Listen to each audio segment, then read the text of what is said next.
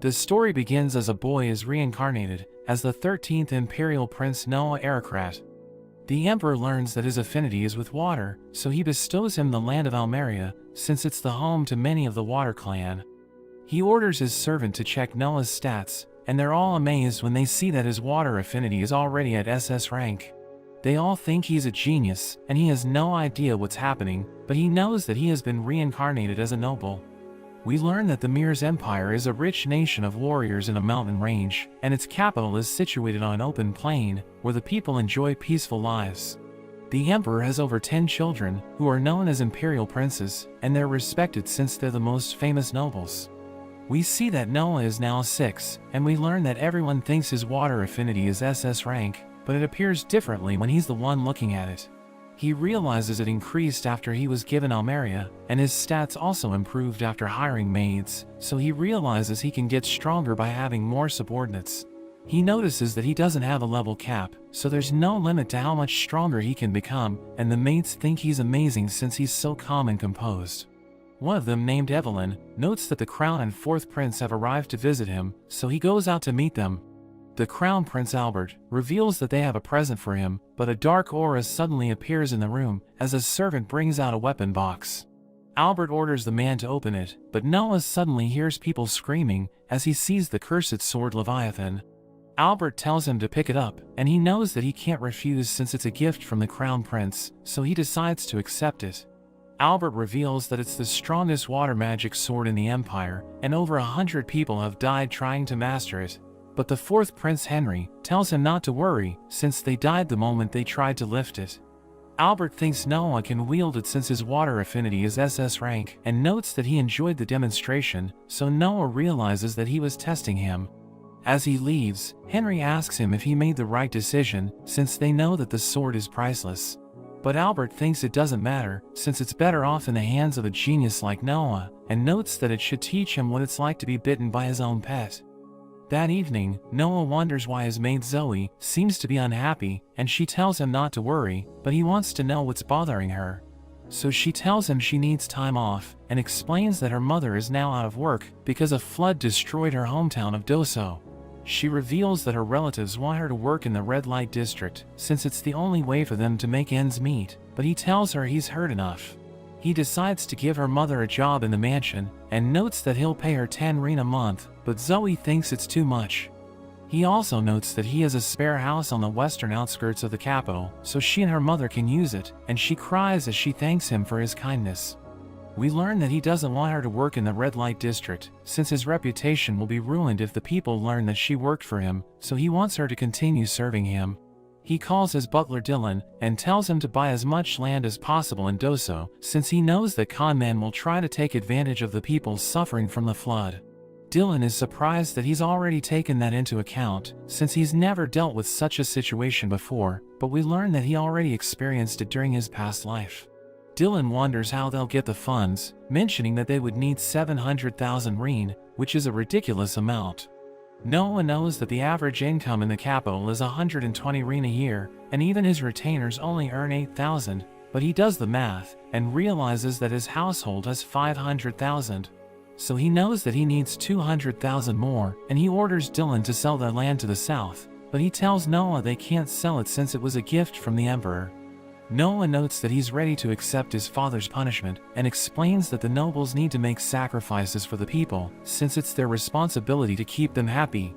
Dylan decides to carry out his orders, and thanks him for his kindness, since Doso is also his hometown. Noah prepares to leave, and Henry asks him where he's going, so he reveals that he will inspect the land of Doso, since he plans to buy it. Henry asks him if he plans to use the Leviathan, so he explains that he doesn't plan to wield it, but he'll test it when he gets the chance. He wonders why Henry came to talk to him alone, so he explains that he looked into what Albert told him, and notes that the sword has a will of its own. It only obeys the person it considers its master, so Noah realizes that he must earn its recognition, and Henry warns him that he might die if he uses it. Noah and the others reach Doso, and he thinks the people lost their land deeds because of the flood, so he realizes that he needs to buy their lands based on the government office's lists. Dylan leaves for the government office, and Noah tells Zoe to come with her, since she knows her way around the village. They see people distributing food to the villagers, but Noah realizes that it tastes terrible, and a man notes that they're in no position to complain, since they need the food to survive. The local official named Geralt checks the food and thinks it looks fine, but Noah suddenly asks him if he's getting a kickback. Geralt doesn't recognize him, so he tells him they have the right to take something in return for their kindness, and the others agree with him. They all laugh at Noah since they think they taught him a lesson, but he tells them what they're doing is a crime, so Geralt prepares to teach him a lesson. Noah thinks that he's just like Leviathan, since they both prey on the weak, and it suddenly flies to his side. He knows that it's upset since he compared it to Geralt, and he tells it to show him its strength, so it unleashes its power, and he realizes that he's nothing compared to it. He tells it to use its power for the good of the people, and it finally recognizes him as its master, so it allows him to wield it. He uses it to cut Geralt's head off, so his guards prepare to arrest Noah, but Leviathan suddenly summons water to strike the ground, and it leaves behind a giant hole. The ruler of the land named Rowan suddenly arrives at the scene, and he bows before Noah, since he recognizes him as the 13th prince. He reveals that he's a servant of Henry, and tells everyone to show respect, since they're in the presence of royalty. They all bow before him, and he tells Rowan he executed Geralt for his crimes, but he still hasn't punished the chefs, so he wants Rowan to deal with them. He notes that they should start over with the food distribution, but they need to add more to the soup, and Rowan promises to follow his orders. The villagers are happy that they'll be able to eat proper food, and they all praise Noah, while Zoe realizes that he's amazing. Albert learns about what happened, and he can't believe Noah was able to control Leviathan, thinking he might be more useful than he thought. The Emperor summons Noah, and tells him he heard about what happened, so Noah is ready to accept his punishment. But the Emperor thanks him for dealing with the people who took advantage of the flood, and notes that he would have cleaned the mess himself if he learned about them. Noah explains that it was a coincidence that he bumped into them, and the Emperor knows that he became Leviathan's master, so he asks his servant to check Noah's stats again. They realize that his water stat is now triple S rank, and the Emperor is impressed by his progress, telling him to use his talents for the Empire. Noah heads to the capital, since the eunuchs told him there's a popular singer who performs there. He enters a theater, where he sees a singer named Alice, and he enjoys watching her performance. But a group of thugs suddenly interrupts her, and the owner of the theater tries to stop them, but their leader pushes him away, and reminds Alice that she still needs to pay off her father's debt. He thinks she won't earn enough by singing, so he suggests using her body to make money, but Noah stops them, and explains that it's illegal to make children sell their bodies to pay off their parents' debts. Their leader grabs onto him, but he defends himself with Leviathan, so they promise to get revenge and run away. Noah tells the owner to bring them to him if they return, and asks Alice about her expenses, so she explains that it's a lot, since she pays for her mother's treatment. He offers to give her 25 rein a month if she continues singing, and promises to increase her pay when she improves, so she happily accepts his proposal. Noah returns to his mansion, and he sees the thugs outside, since they want to apologize for their actions. But he orders Evelyn to send them away, because a prince isn't someone they can meet whenever they want, and Henry tells him he made the right move. He explains that a prince shouldn't grant an audience to troublemakers, since it would affect their standing as royalty, but Noah reveals that he has another reason. He invites Henry to his room, where he tells him about Alice, and explains that he wants the thugs to think he's angry at them, so that they will leave her alone. Henry is impressed that he can think ahead, and notes that their other brothers who are close to his age aren't as wise as him, but Noah thinks they'll learn as they become more experienced. We learn that the imperial princes have different mothers, and those with the same mother are closer to each other, but Henry notes that he wants to talk about Leviathan. He wonders how Noah carries it around, so he takes it out, and reveals that he can hide it in his sleeve, since it taught him how to control its size. At night, the thugs are still waiting for Noah to talk to them, but their leader starts to lose it, and he calls out to Noah. So he uses Leviathan's power to threaten the thug, causing him to freak out, and his friends tell him to just keep his head down. Noah meets a man named Radok, who takes him to a room full of nobles, and they all recognize him as the 13th prince. Radok asks him about the sword he's carrying, so he explains that it's a gift from the crown prince, and everyone recognizes it as a national treasure. A man thinks it's just a toy replica, but everyone stares at him, so he becomes embarrassed. Leviathan becomes angry and unleashes its power to attack everyone, but Noah stops it, and they're impressed that he was able to control it. The nobles introduce themselves to Noah, reveals that he came with his daughter. But Noah knows that she's adopted, and explains that he can tell just by looking at the way she behaves, thinking she's a former slave. He's impressed that Noah was able to guess it correctly, and admits that he bought her as a slave, but he decided to adopt her since she learns quickly. Noah finds their story interesting, and notes that he'll invite them to his mansion so that he can talk to them, but as they walk away, we see that the other nobles are jealous since Noah acknowledged them. He tells Radok there's another reason he could tell she's adopted, and as he unleashes Leviathan's power, she immediately responds to it. He explains that she's been protecting Byron since he first used his sword, and notes that it isn't how noble girls behave, because they're usually the ones being protected. The next day, Noah meets the 8th Prince Oscar, who invites him to go treasure hunting, and they head to Cobalt Street, where they see antiques from all over the Empire. Oscar reveals that most of them are fake, and explains that a noble should be able to find the real treasures, so they start looking around.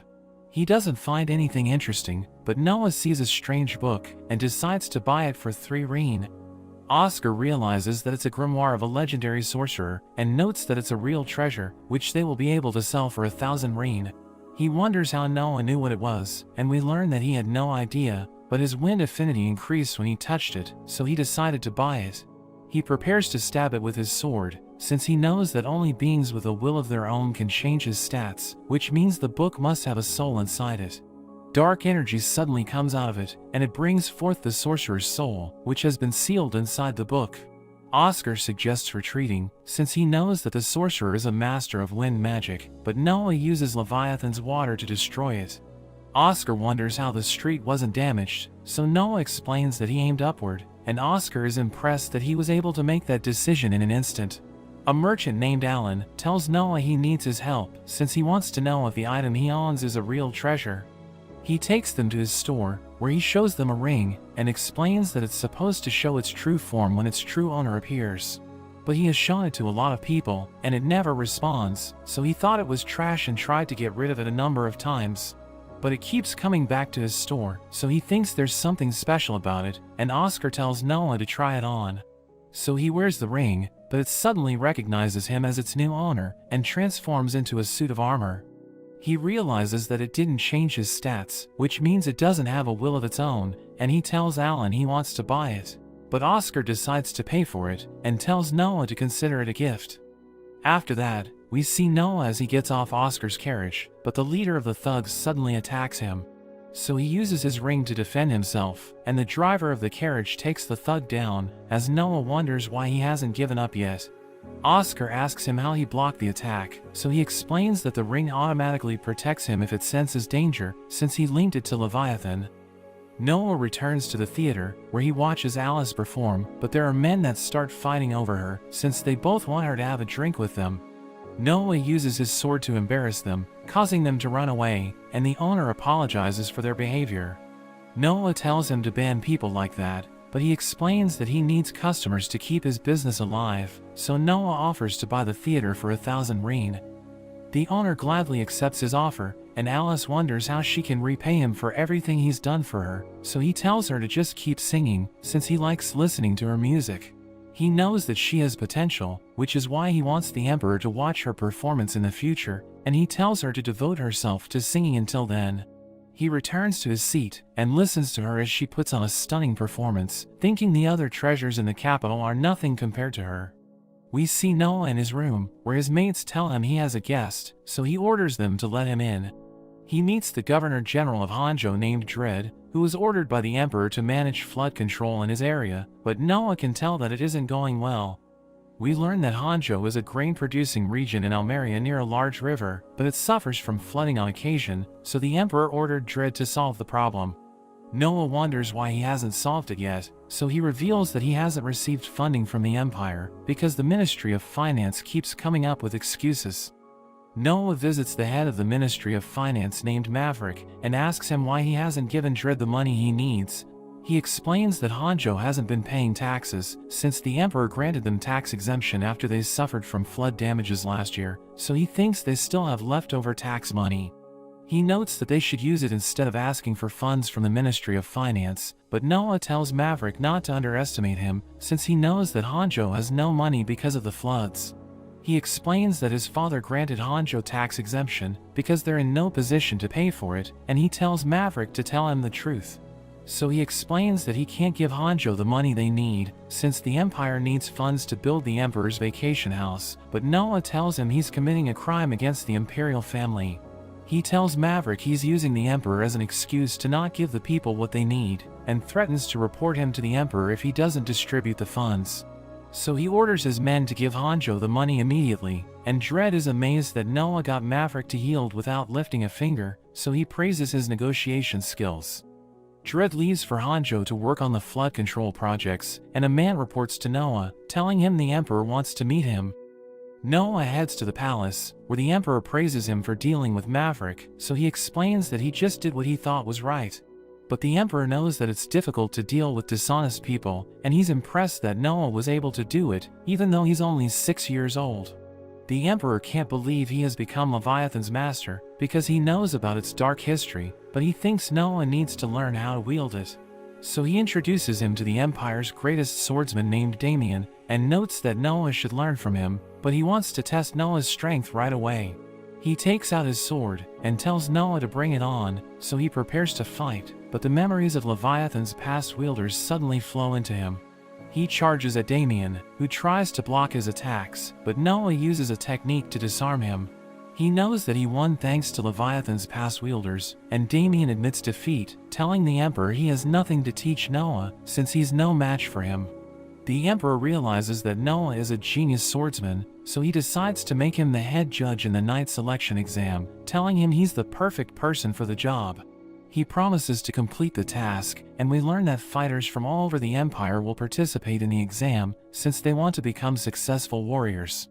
Regional preliminaries are held to determine the best fighters, who will fight for the top spot in the capital, and the champion will join the upper ranks of society as a knight.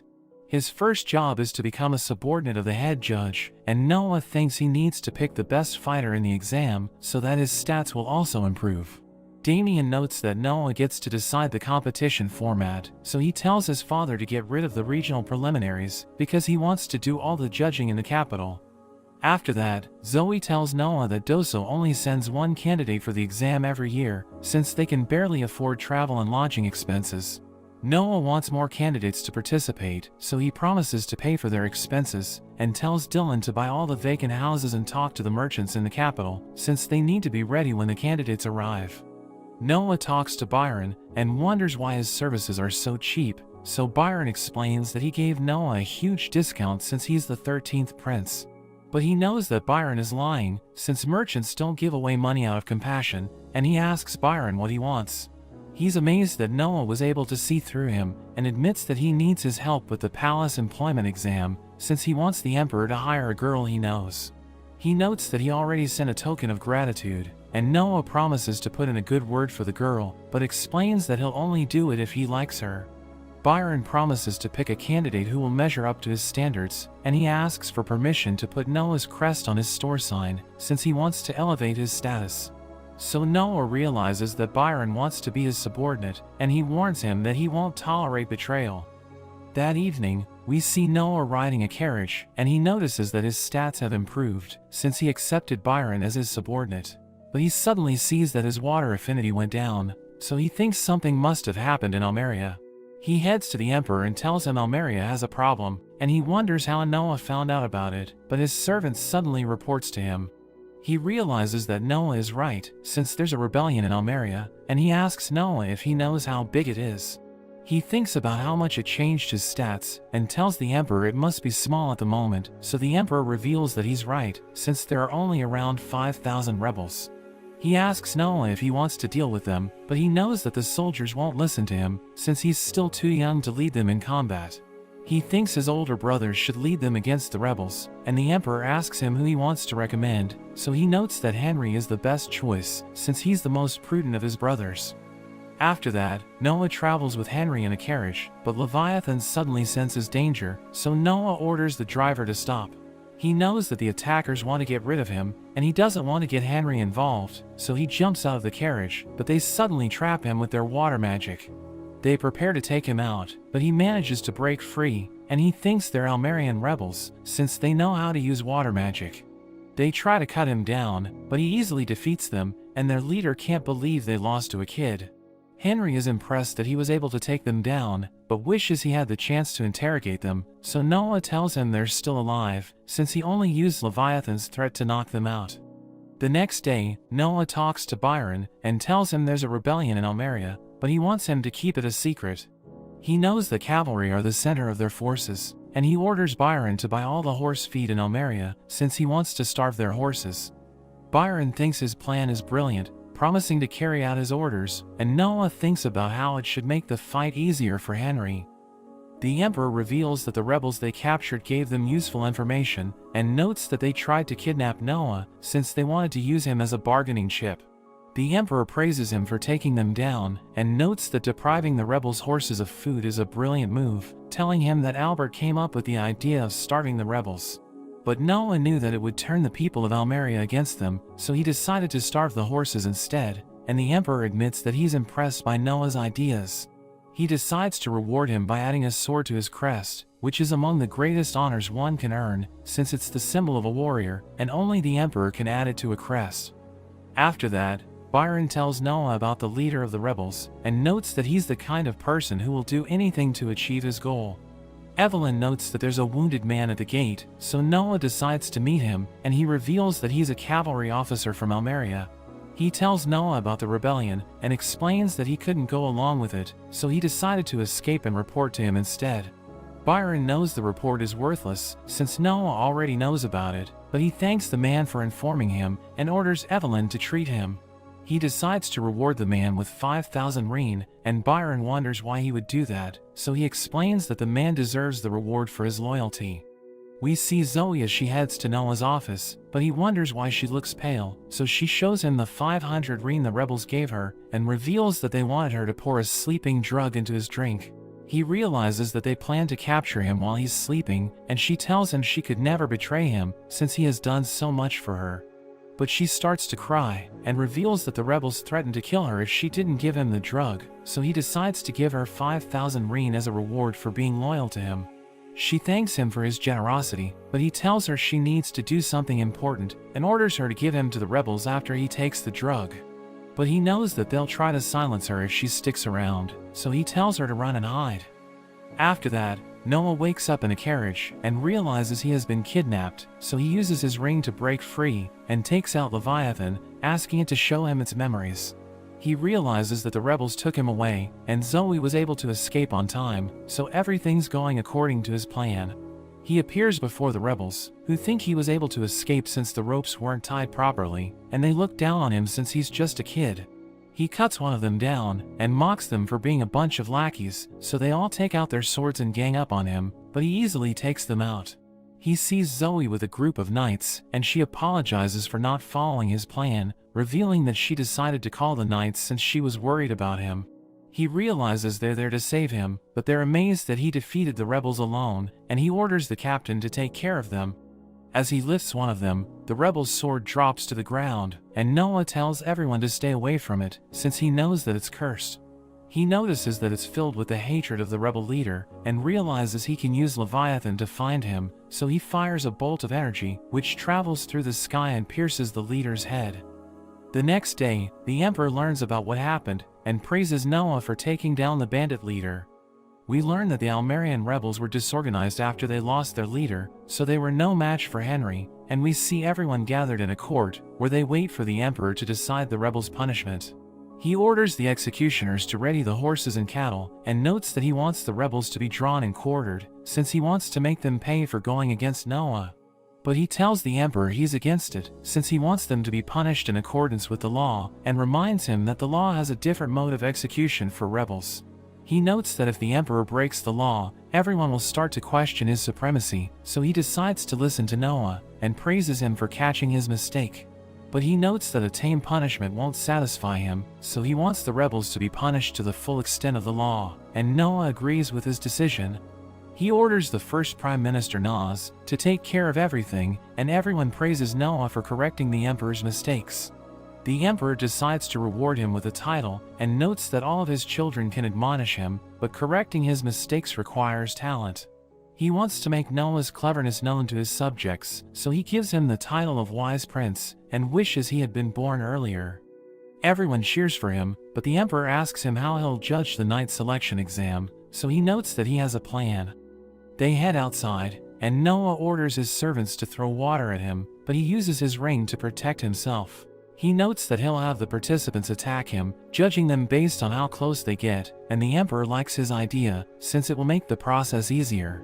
But he explains that it's risky, since Noah might get hurt if a participant breaks through his defenses, but he thinks it won't be a problem. After that, the Emperor tells Nas that Noah's talents are unmatched, and he knows that Leviathan holds immense power. He orders his servant Cruz to bring out its true seal, and we learn that the legends mention that it must never be broken, but the Emperor thinks Noah can handle Leviathan's full power. The knight selection exam begins, and we learn that it's the largest annual event in the Empire, since it's a nation of warriors, where military might is the only path to success. But it's the first time in history that a prince serves as the head judge, so the people gather to meet him. A participant attacks with all his might, but Noah's ring protects him and breaks the man's sword. The spectators realize that no one can touch him, and Cruz notes that this year's exam is more exciting than those of past years, but the Emperor wonders what kind of fighter Noah will choose. A man summons flames to attack Noah, but it has no effect, and Noah notices that the day is about to end, but he's disappointed since he still hasn't met a worthy candidate. The last participant is a girl named Shirley, and she manages to break through his defense, hitting him in the shoulder. She apologizes for hurting him, and the guards quickly restrain her, so everyone thinks she's about to be punished, but Noah tells the guards to let her go, and mentions that she passed the test. After that, Noah asks Shirley about her armor, so she reveals that it's been handed down in her family for generations, and she wonders if he'll punish her for injuring him. But he reminds her that he ordered her to attack him, so she won't be punished for it, and he tells her to use her thrust on him again. So she charges at him with her sword, but he blocks her attack with his ring, and she wonders why she couldn't break it. So he explains that it's because he isn't holding back, and tells her he was testing her, since he wanted to see if she would follow his orders. He notes that he doesn't need a knight who holds back out of fear, and thinks she has what it takes, since she attacked him even after she wounded him. She promises to serve him for the rest of her life, and he notices that she's using an exaggerated gesture that's only used in plays, but he realizes that she greatly increased his stats. The doctor visits him and patches him up, and she's amazed that a cut could be treated that way, telling him there are no doctors in her village. He wonders how they treat their sick and wounded, so she explains that they just get elders to pray over them, and the doctor notes that it's common in poor villages. Noah knows that the fastest way to become a doctor is to start as an apprentice, so he tells her to bring the smartest people from her village, so that they can learn from the doctor. He promises to cover all the expenses, since he wants her village to have doctors, and she thanks him for his kindness. But he tells her she needs to learn etiquette from the other knights, since she doesn't even know how to bow like them. The next day, Shirley and Zoe hear the maids talking about Noah, and they wonder who he'll end up with, but Shirley reminds them that he's only 6. But they tell her the other princes were married before they turned 15, and we learn that girls have been gathering at the cafes around the mansion, since they want to attract his attention. They think Zoe loves him, and she tells them it isn't true, but they know she's been studying magic recently. They think it's because she wants to be with him, but she explains that she just wants to be useful as his servant, and notes that she's happy to serve him. After that, a knight gives Noah a report on the selection exam, and tells him the new knights are excellent thanks to his screening method. He signs the document, and orders Shirley to see the knight out, but as he prepares to leave, she bows to him and thanks him for visiting Noah. He tells her she doesn't need to be so formal with him since they're both knights, and realizes that Noah ordered her to see him out, because he wants her to learn from him.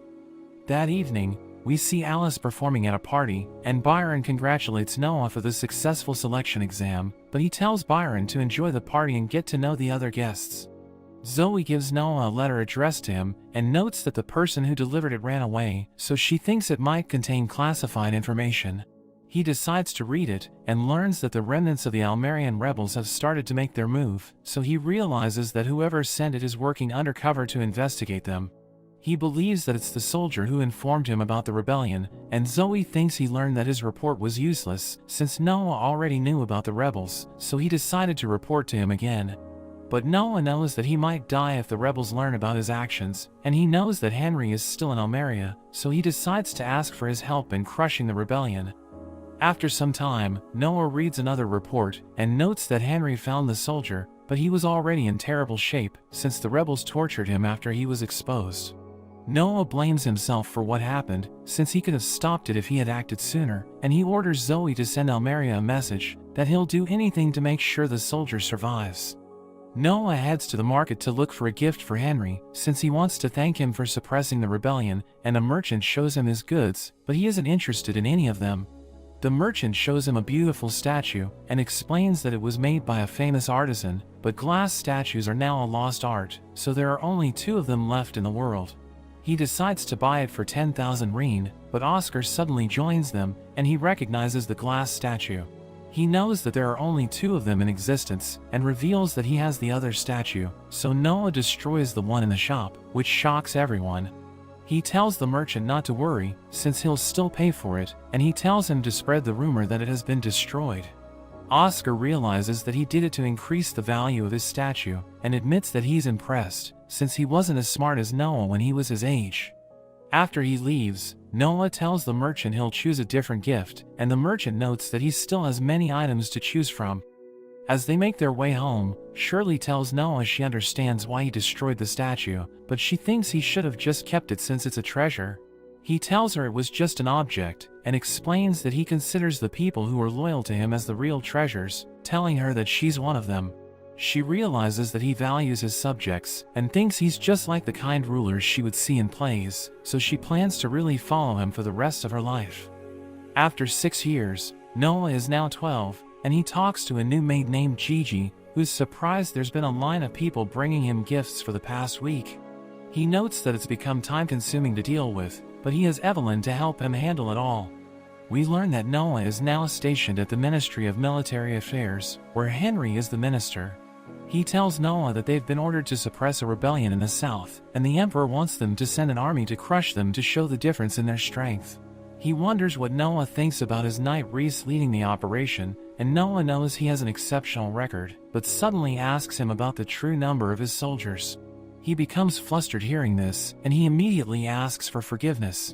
Henry wonders what's going on, so Noah explains that the army receives funding based on the number of registered soldiers, but it's common for generals to register non-soldiers like merchants and other collaborators, to keep the excess funds for themselves. Henry gets angry at Reese hearing this, but Noah notes that it's normally fine, since having more people listed as soldiers also works as a deterrent, like saying you have an army of 100,000, even if it isn't the real number. But in this case, where the Emperor wants them to show off their overwhelming superiority, he asks Reese how many soldiers he really has, so he reveals that they have around 2,000. Noah gives him the money to supply the men, and even tells him he can keep the excess, but reminds him that defeat won't be tolerated.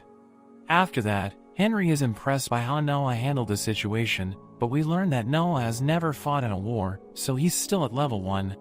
It seems that many of the princes don't live for long because of an epidemic, but they were actually poisoned by the people competing for power, so princes are protected and forbidden from fighting until they become adults, unless they are directly ordered by the Emperor.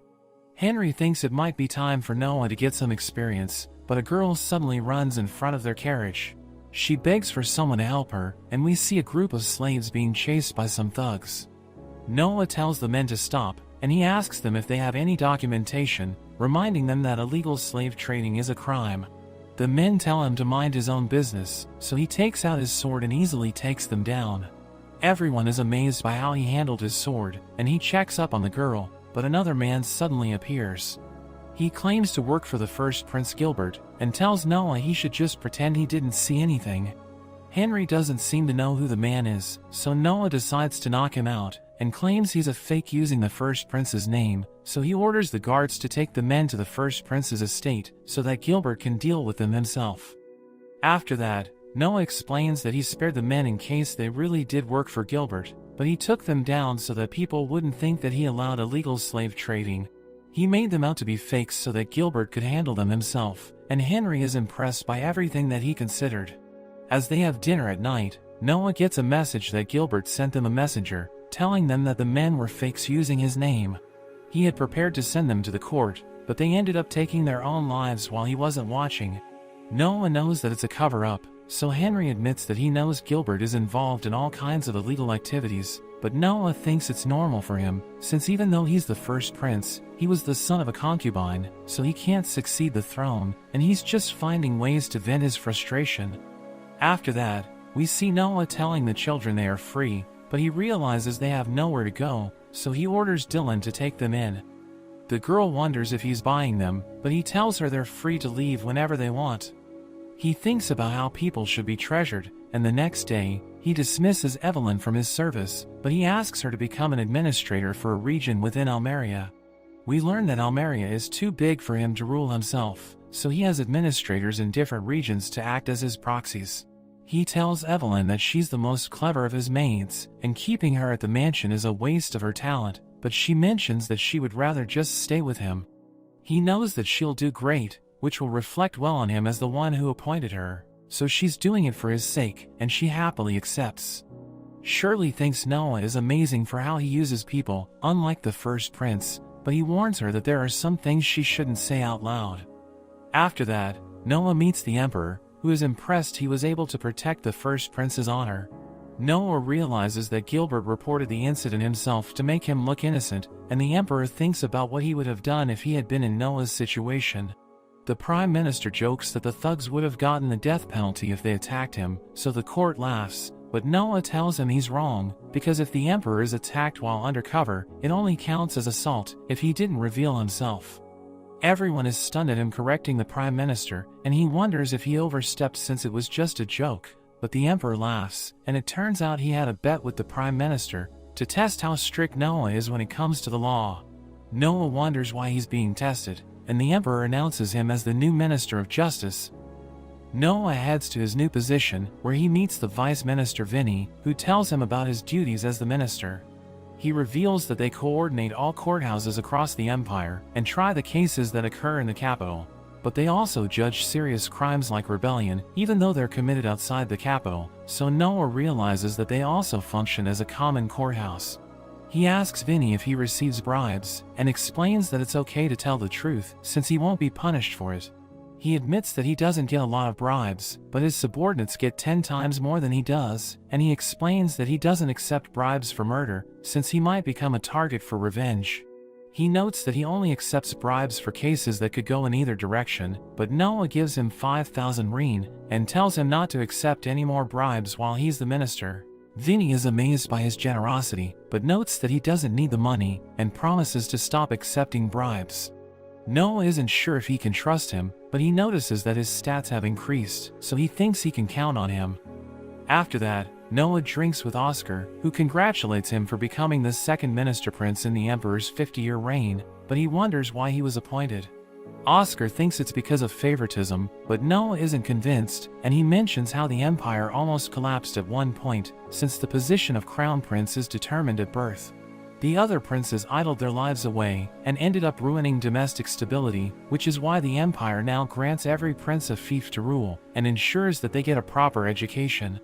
Noah thinks being appointed as minister goes beyond education, and Oscar is shocked as he realizes that the emperor wants to make Noah the crown prince.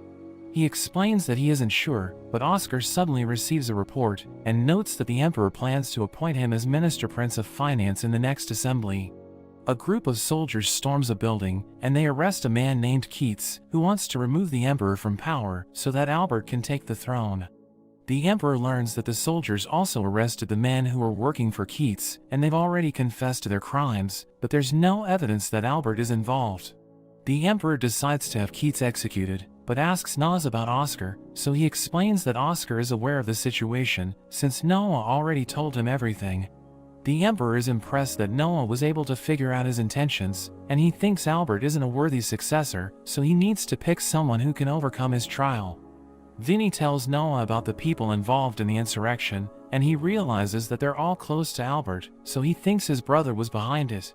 He knows that under imperial law, Albert will be cut in half if he's found guilty of insurrection, and his accomplices will also be executed. But Noah knows that the Empire will be shaken if his brother is found guilty, so he asks Vinny what the Emperor said about the incident. He explains that the Emperor wants them to punish the people involved, and Noah understands his father's intentions, so he decides to pass judgment. Noah visits his father, and notes that the leader of the insurrection must be cut in half, while his accomplices will also be executed. He knows that Albert wasn't in the list given to the Ministry of Justice, since his father doesn't want him to be punished. But he thinks the insurgents might reveal that Albert is behind it, so he decides to execute them immediately. The Emperor orders his servant to increase Noah's annual salary by 1,000 rein, because he has done an excellent job, but he knows that the Emperor just doesn't want Albert to be punished. Noah returns to the Ministry of Justice, but he realizes that the guards are injured, and one of them notes that there are intruders inside. He orders Shirley to gather their allies, and he heads inside, but he notices that the guards have been wiped out. He sees an insurgent, so he rushes toward him and cuts him up, but he prepares to take his own life, so Noah uses his ring to stop him. The other insurgents arrive, and they all gang up on Noah, but he easily overpowers them and knocks them out. Vinny can't believe he defeated them, and he notes that the guards suffered casualties, but all the insurgents have been killed. Noah is shocked to hear this, and thinks the insurgents have been silenced, since they're all working for Albert. He's worried that they might spill the beans, so he immediately cuts himself, and tells Vinny to convince everyone that the insurgents did it to him, so that they'll be given the death penalty. After that, Noah's servants treat his wounds, and Vinny notes that the insurgents have been executed, but Noah is glad that he was able to save the Empire by taking them out. Noah reports to the Emperor, who can't believe the insurgents were able to injure him, and he thinks his father already knows the truth, but he explains that they attacked him while he was distracted. The Emperor praises him once again, and tells him that among the 10 emperors who come to be known as great leaders, 9 of them tarnish their reputation later in life. He knows that his father led the Empire to a golden age, so he'll go down in history as a great leader, but his legacy will be ruined if the insurrection is successful. Noah knows that he no longer trusts Albert, but he doesn't want to get rid of him, since his reputation will be ruined if he has the crown prince executed. Noah tells him to appoint Albert as Prime Minister Prince, so that he can coordinate the other minister princes, and the Emperor is against the idea. But Noah explains that Albert has been the crown prince for 30 years, so he can understand why his brother is starting to lose patience. He suggests letting Albert take on similar duties to the Emperor, but his father is worried that Albert might dismiss important matters and not tell him about it. So Noah notes that the minister princes must have the right to file a direct appeal, which will allow them to bypass Albert. He thinks Albert doesn't need to hold any actual power, as long as he has a title, and the Emperor thinks it's a good idea, telling him it's a shame he wasn't born sooner. The Emperor wants to reward him, so he takes him to the vault, where he tells Noah to pick anything he wants. He orders Leviathan to search the area, and it leads him to a small box, so he opens it, but he suddenly gets surrounded by flames. He sees a fire spirit, and realizes that the item has a will of its own, but it summons flames to burn him, so he calls upon Leviathan to defeat it. The flame disappears, and Noah wears the ring, so his father realizes that he was able to tame Lithia. He wants to test its powers, so they head outside, and he summons its flames, but the Emperor wonders why it doesn't feel hot, so he reveals that Leviathan is preventing the heat from escaping. The Emperor is impressed by his abilities, and decides to entrust Lithia to him, telling him to use it for the good of the Empire. Noah reads a personal declaration from his uncle Graham, and the Emperor notes that Graham's son has a terrible reputation, since he ruled over his domain with extreme tyranny. He recently committed a crime by killing someone while he was drunk, but Graham declared a lack of oversight on his part, and offered to pay a fine. Noah notes that Graham committed no crime under imperial law, since he isn't responsible for his son's actions, but the Emperor thinks he wants to buy peace of mind. Noah realizes he offers to pay 30,000 rein, which is 250 times the capital's yearly income, but he explains that they can't collect a fine from Graham since he committed no crime. The Emperor reveals that the Empire is struggling financially, because they've been spending money to maintain the peace. But Noah explains that if they accept the fine, the people would get the idea that they can get out of any crime just by paying money. He notes that it will make it harder to prevent crimes, and also breed corruption in the government, so he thinks they should solve their financial problems through other means. The emperor realizes he has a point, so he decides not to accept the money, and gives him the position of premier advisor because of his wisdom. Noah comes up with a proposal, and tells his father they should allow the people to pay money to attain honor, since it will encourage them to donate money to the empire. The emperor tells him his idea is brilliant, and orders his servant to call Oscar, but Noah mentions that he needs to leave, since he wants to give Oscar time with the emperor. After that, Noah sees people around the spot where he used Lithia's flames, and a man named Shozu tells him they can't understand how he melted the ground. He notes that someone fell into the opening, so Noah gives him money, and tells him to use it to help the person who fell. He asks him about the box he's carrying, so he reveals that it's a gift for the 16th prince, who likes to watch beetles fight. As Noah rides his carriage, he orders Leviathan and Lithia to fight, and he learns their moves from watching them. Leviathan wins the match, and Gigi wants to see another round, so he summons them again, but he realizes that he leveled up just by watching them fight. He repeats the process to gain XP, and we learn that Leviathan always wins their fight, but after several rounds, Lithia finally manages to come out on top. Zoe uses her skill to reveal his stats, and they realize he's now at level 3, so she wonders if he can keep raising his level by watching Leviathan and Lithia fight. He explains that it won't be easy, since his progress has slowed down, and he thinks he needs to fight other opponents to level up faster. He thinks about collecting other magic items, but Henry suddenly joins them, and he shows Noah a box, as he mentions that it's time for his first campaign, since the monster nest has finally matured. We learn that the monster's nest is a hunting ground managed by Henry, since he's the Minister Prince of Military Affairs, and he tells Noah that the box will give him a reading of how many soldiers he should bring with him. He opens it, and he gets the number 1, so he thinks he doesn't need to bring anyone with him. Henry can't believe it, and he mentions that it's never happened before, so he thinks Noah is amazing. After that, Reese visits Noah, and reveals that he has an order from the Emperor, telling Noah his first campaign will be postponed. He asks for the reason, so Reese reveals that the Emperor wants to carry out the campaign on a grand scale, since he wants everyone to see how amazing Noah is. Noah visits a merchant, and asks him if he has magic items that have their own will, but he explains that he doesn't.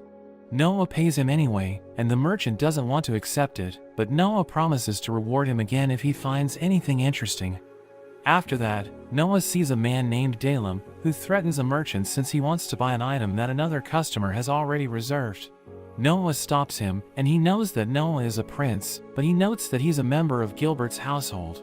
He explains that since he's in the Ministry of Imperial Household, he can't be punished for crimes other than insurrection, but Noah asks him why he isn't bowing to a member of the Imperial family. He orders Shirley to deal with him, so she takes him down, and Noah notes that he must be punished for his rudeness. They tie him to a post, and Shirley wonders how many lashes they should give him, so Noah orders her to whip him to death. After that, Shirley reveals that she got rid of Dalem, so Noah orders her to tell the authorities what happened, but notes that he wants her to get him a set of handcuffs. They head to Gilbert's mansion, and Noah apologizes for executing Dalem, but Gilbert notes that he deserved to die for his actions. He explains that it isn't a big deal, since he fired Dalem and sent him away for misconduct, and he notes that Noah even saved his reputation by getting rid of him. As they leave the mansion, Shirley asks Noah why he apologized, since Gilbert didn't even seem to care about Dalem. Noah explains that he was actually furious, but he didn't want to upset the Emperor by starting a conflict, so he pretended that it wasn't a big deal. Noah knows that Gilbert sees him as an enemy, but he has already accepted his apology, so Gilbert's reputation will suffer if he mentions Dalem's death again. The next day, Dylan tells Noah he has a visitor from the Ministry of the Imperial Household, and he meets a man named Don, who notes that he was impressed with how Noah dealt with Dalem. He tells Noah he wants to work for him, and Noah accepts him into the Ministry of Justice, but as he watches him leave, he tells Dylan to look into him since he finds him suspicious. After that, Dylan reports that they've finished their investigation, and reveals that Don and his parents work for Gilbert. We learn that the households of nobles want to preserve confidentiality, so there are limits to who they can interact with, and their masters even encourage them to marry each other. Children born to such marriages also swear loyalty to their master, so Dylan thinks Don was sent as a spy, and is impressed that Noah knew he can't be trusted. He recalls how his stats didn't improve when he agreed to let Don work for him, so he immediately knew that something was wrong, but Dylan tells him the merchant has arrived with a treasure. He shows Noah a painting called Awara, and notes that it's the work of a renowned artist, but Noah realizes it's cursed.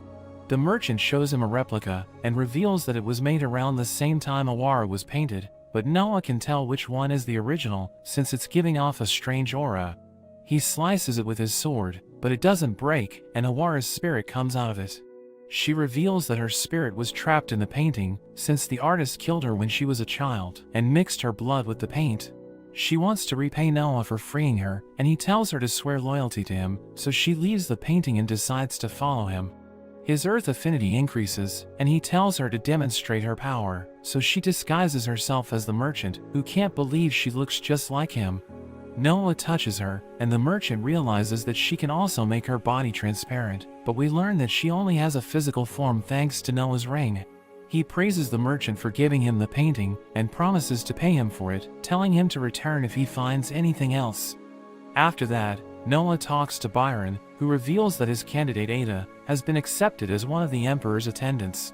He gives Noah gifts worth 30,000 rein, since he wants to thank him for helping Ada become a consort, and he hopes she will eventually reach the status of wife.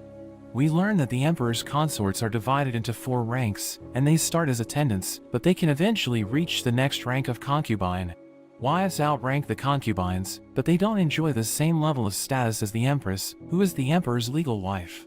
The consorts can climb the ranks if the emperor favors them, or if their sons perform their duties well, and we learn that Noah's mother reached the rank of wife, after the emperor granted him the title of wise.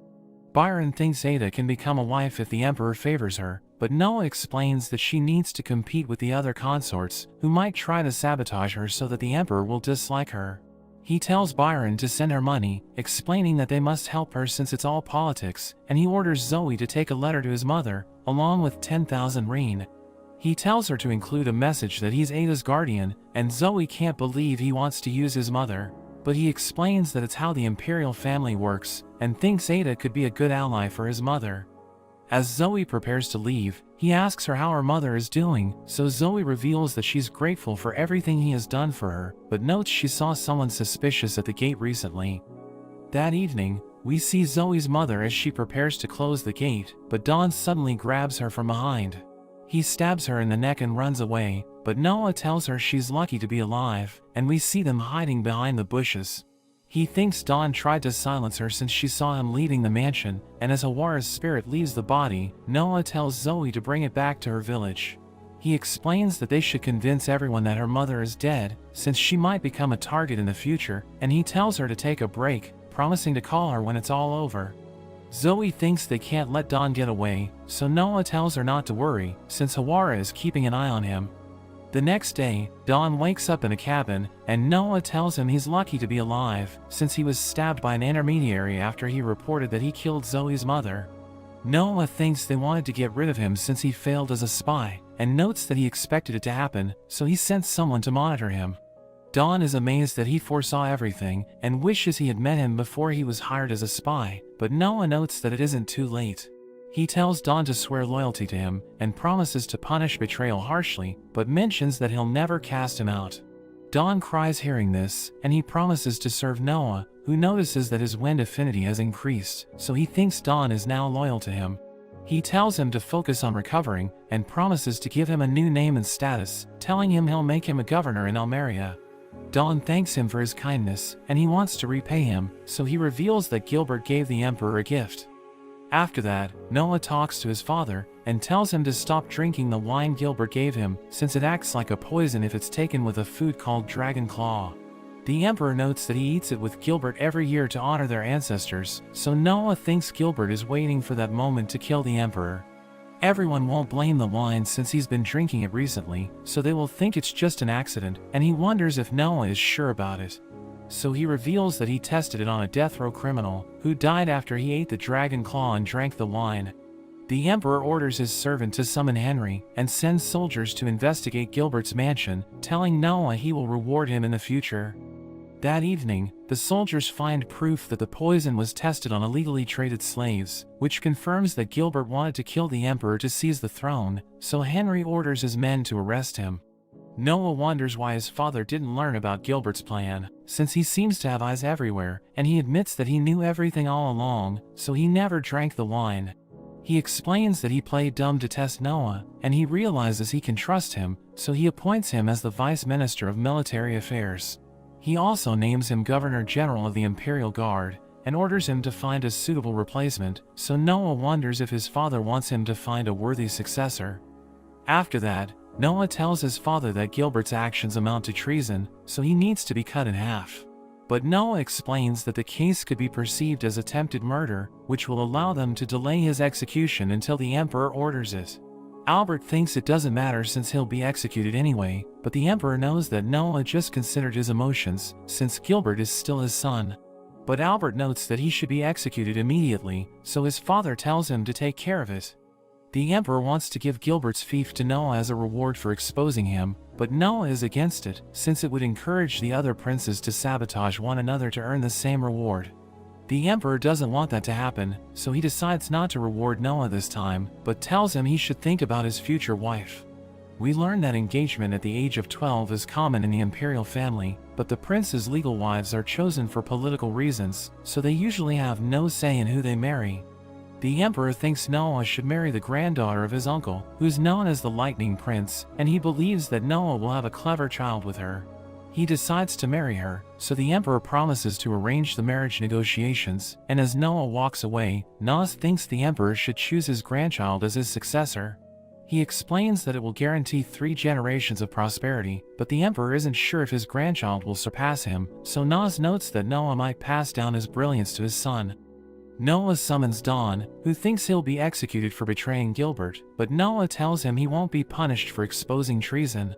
He explains that Don no longer needs to change his name and leave the capital, since Gilbert has already been executed, and he notes that Don will receive 1,000 rein for his actions. But Noah decides to add a 0, since he wants to reward him for saving his father's life. He notes that he can return him to the Ministry of Imperial Household, and Don is touched by his generosity, so he promises to serve him for life. After that, Noah heads to the market with Gigi, and they notice a crowd gathered around a girl, who promises to do anything for the man who defeats her, but the challenger must pay the entry fee of 3 rein. A man charges at her, but she grabs onto him and takes him down, and she tells him he forgot to pay the entry fee.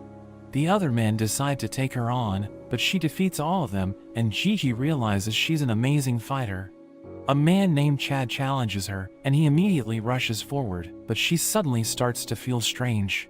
He knocks her out, and notes that she now belongs to him, but Noah tells him he broke the rules, since someone shot her with a numbing dart. Noah reminds him it's supposed to be a one-on-one fight, but he tries to play dumb, so Noah activates Leviathan's power to expose the man who shot her. Chad claims he doesn't know him, but everyone knows that the man is his friend, so they tell him to put the girl down. He charges at Noah, who uses Leviathan to cut him, so he runs away and promises to get revenge. After that, the girl wakes up, and she has no idea what happened, so a woman explains that Noah saved her life.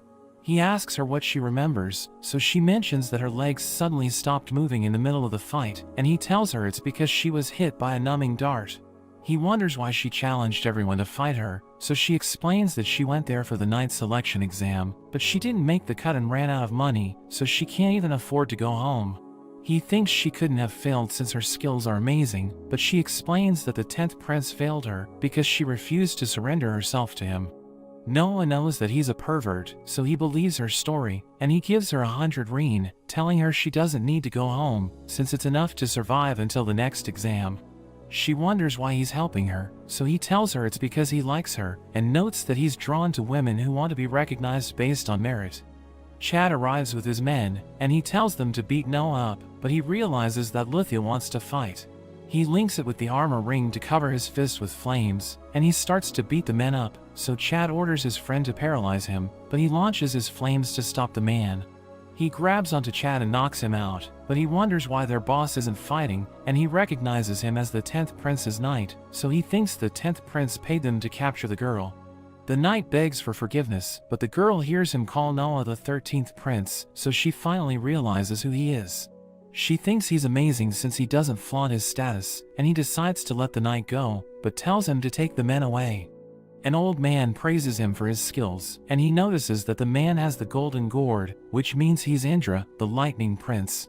Noah greets him, and we learn that decades ago, the emperor assumed the throne, but he was too young to take on his responsibilities, so Indra served as the prince regent. The empire was in chaos, but Indra helped the emperor take control and retired to his fief after 5 years. He knows that Noah wants to marry his granddaughter, but notes that he won't allow it unless Noah meets his standards. He suddenly feels like he's being crushed and thinks Indra is testing him, so he fights back and prepares to push him away, but he thinks he shouldn't injure him in public. Indra admits defeat and tells Noah he likes him, so he allows him to marry his granddaughter. He tells a waiter to give everyone drinks and promises to pay for all of it since he's in a good mood, so Noah realizes he's nothing like the other nobles. He gives Noah a ring and notes that it's an engagement gift, but it suddenly tells him to demonstrate his strength. He finds himself in an open field where he sees a monster charging at him, so he summons Leviathan and takes it out. He sees that his light affinity has increased and it allows him to use its powers, telling him its name is Behemoth. He wears the ring and uses it to turn a pitcher into gold, so Indra realizes he was able to control Behemoth. He notes that he couldn't get it to lend its powers to him, but he knows that it can turn things into gold, and Noah summons it, revealing that he can make it battle to gain experience. He summons the others to make them fight, and we learn that it's been 1,000 years since they were all assembled. But they suddenly start to glow, and he experiences a strange event, which can only be called a miracle. They all appear before him, and mention how they haven't been assembled since the Silver Age, telling him a day will come when they will fully regain their powers.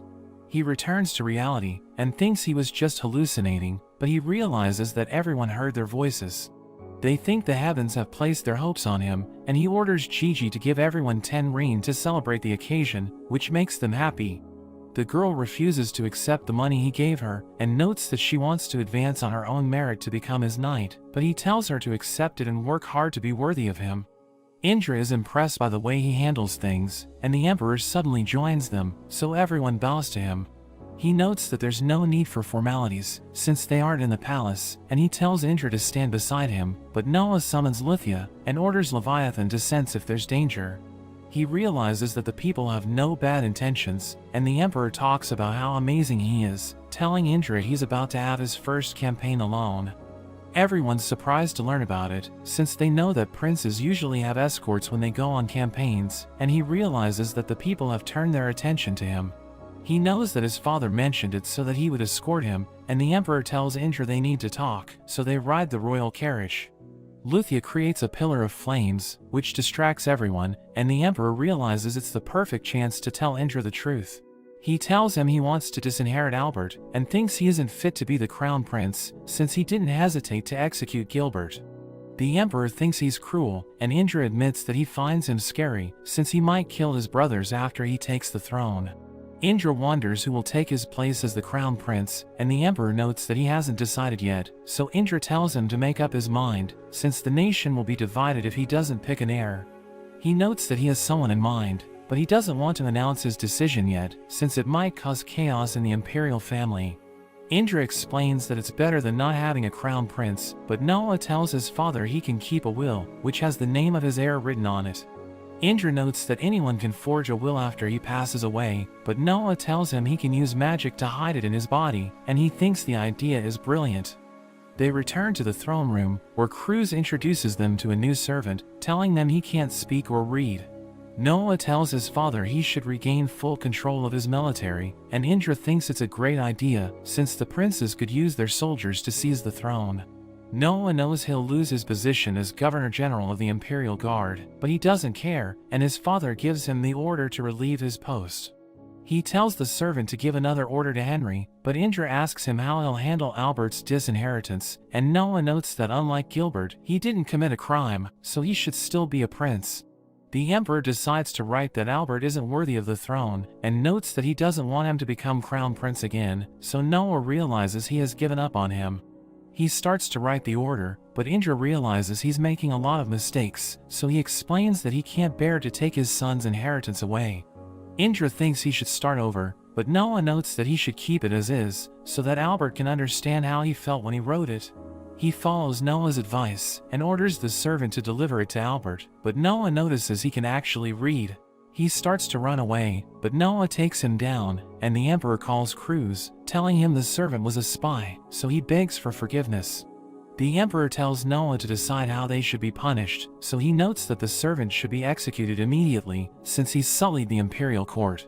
Indra thinks they should interrogate him first, but Noah is against it, since he's worried that one of his brothers might have hired him. The emperor wonders if they should also punish Cruz, and Noah explains that his only crime is his lack of oversight, so reducing his pay for 6 months should be enough.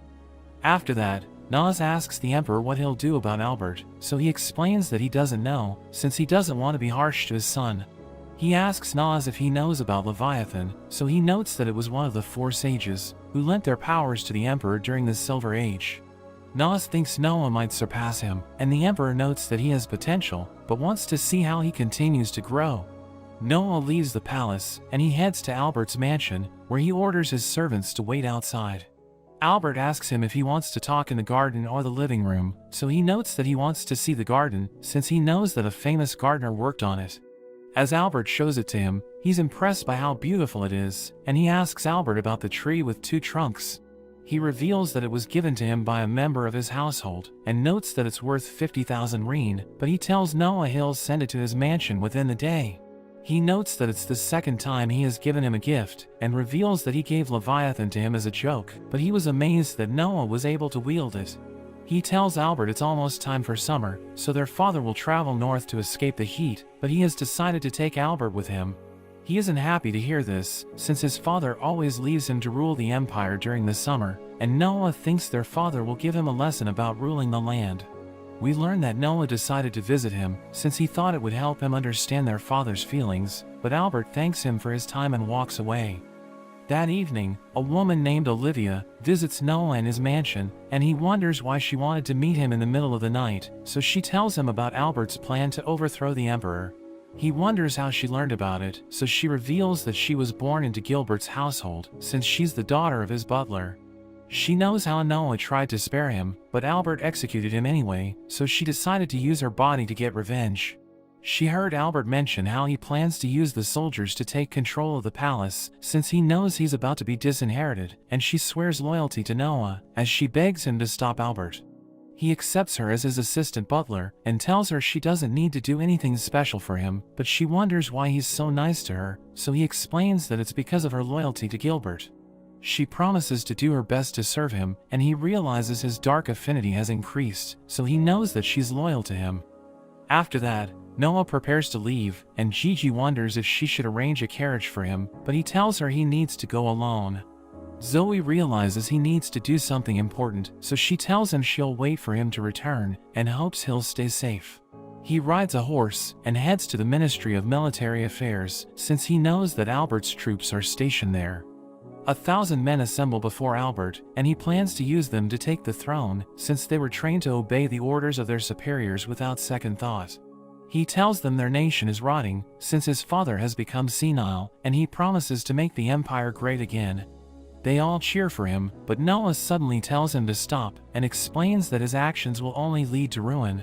He knows that their father wants Albert to live, since he was emotional when he wrote the order, and didn't let the public learn about his actions. Albert notes that he doesn't want to be just a prince, since he's been the heir to the throne for 35 years, and he explains that he'll do anything it takes to become the next emperor. Noah realizes he'd rather die than be reduced to a prince, and he orders his men to arrest Noah, so they rush toward him. He dodges their attacks, but he doesn't want to kill them, since he knows that they're just following orders. He prepares to use his magic items, but he suddenly hears a voice, which tells him to summon the power he desires by its true name. He combines the powers of his magic items to summon the dragon Bahamut, and the soldiers freak out when they see it, but it starts to burn them alive. Noah orders it to stop, since he thinks they don't deserve to die, and everyone realizes they're no match for him. He tells his brother it's over, but explains that he won't kill him, because it will make their father sad. He gives Albert poison, and tells him to use it to take his own life, since it's the only way to save his family and subordinates. He explains that if he kills Albert, they will all be executed as traitors, but if he drinks the poison, everyone will believe he regretted his actions and took his own life. Noah tells him to make his choice, but he thinks Noah is trying to trick him, and orders his knights to arrest him. They start to make their move, so Noah prepares to defend himself, but they betray Albert instead, and tell him they can no longer follow him. They remind him about the 120 men he sacrificed to lift the seal on Leviathan, and reveal that they lost people who were precious to them, so he can't expect them to be loyal to him. He reminds them he's the crown prince, but they force him to remain silent and tell Noah he has decided to take his own life. Noah gives Olivia the poison, since he knows she wants to avenge Gilbert, and Albert tells her she owes him for taking her in. But the knights force his mouth open, and she makes him drink the poison. He curses his subordinates as he collapses, and he dies a painful death, but the knights promise to report that he took his own life, so that his family and subordinates won't be executed. Noah tells them their bravery stopped the rebellion, and notes that under imperial law, they'll be rewarded for their actions, while Albert's eldest son will succeed him. Noah realizes his stats have greatly improved, because the knights are now loyal to him, and he knows they're talented, but they betrayed Albert since he didn't treat them well.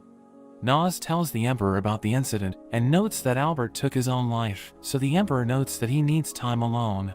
He mourns for his son's death, but thinks Noah is amazing, since he was able to stop the rebellion. 3 years later, Gigi tells Zoe they received a letter from Evelyn, but Zoe notes that they should read it later, because they still have a job to do.